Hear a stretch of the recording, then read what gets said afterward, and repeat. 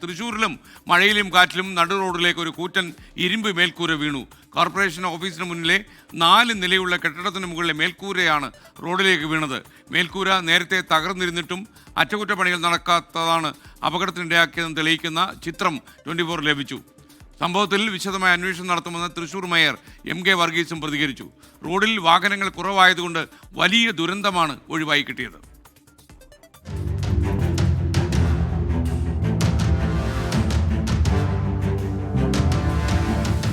തൃശൂർ കോർപ്പറേഷന്റെ ഉടമസ്ഥതയിലുള്ള കെട്ടിടത്തിന്റെ 1800 സ്ക്വയർ ഫീറ്റിലധികം വരുന്ന മേൽക്കൂരയാണ് കാറ്റിൽ തിരക്കേറിയ റോഡിലേക്ക് പതിച്ചത്. മഴയെ തുടർന്ന് ആളുകളും വാഹനങ്ങളും റോഡിലുണ്ടാകാതിരുന്നതിനാൽ വൻ ദുരന്തം ഒഴിവായി.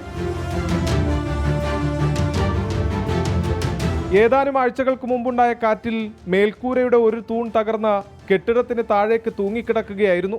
പരാതി ഉയർന്നതോടെ തൂൺ മുറിച്ചു മാറ്റി. അപകടാവസ്ഥയിലായ മേൽക്കൂര നിലനിർത്തിയതാണ് ദുരന്തത്തിലേക്ക് വഴിതെളിച്ചത്. അപകടാവസ്ഥയിലുണ്ടായിരുന്ന മേൽക്കൂരയുടെ പഴയ ചിത്രം 24 ലഭിച്ചു.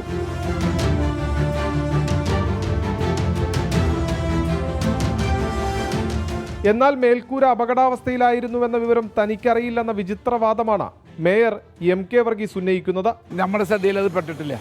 അപ്പോൾ അത് മുറിച്ചു മാറ്റിയപ്പോൾ ആരായിരിക്കും മേയർ? അങ്ങനെയാണെങ്കിൽ അല്ല, അതിപ്പോൾ ഞാൻ ചോദിക്കുന്നത് എൻ്റെ ശ്രദ്ധയിൽ പെട്ടിട്ടില്ല. ഞാനിതിപ്പോൾ കാറ്റ് എന്നുള്ള കണ്ടീഷനാണ് ഞാൻ എപ്പോഴും നിൽക്കുന്നത്. ഭരണസമിതിക്കുണ്ടായത് ഗുരുതര വീഴ്ചയെന്ന് പ്രതിപക്ഷം. കഴിഞ്ഞ മഴയ്ക്ക് ഒരാഴ്ചകൾക്ക് മുമ്പാണ് ഇത് കാറ്റത്ത് അടർന്നിരുന്നത്. ഇതിപ്പോൾ വീണ്ടും രണ്ടാമത് കാറ്റ് വന്നപ്പോൾ ശക്തമായ അപകടമുണ്ടായി. ഇതിൽ ഉത്തരവാദിത്തം കോർപ്പറേഷൻ ഭരണസമിതിക്കാണ്. ഇത് കെടുകാര്യസ്ഥയുടെ ഏറ്റവും വലിയ ഉദാഹരണമാണിത്. അപകടത്തെ തുടർന്ന് MO റോഡിൽ ഗതാഗതം തടസ്സപ്പെട്ടു. അഗ്നിരക്ഷാസേനയെത്തി ഹൈഡ്രോളിക് കട്ടർ ഉപയോഗിച്ച് മേൽക്കൂര മുറിച്ചുമാറ്റിയാണ് ഗതാഗതം പുനഃസ്ഥാപിച്ചത്. 24 തൃശൂർ.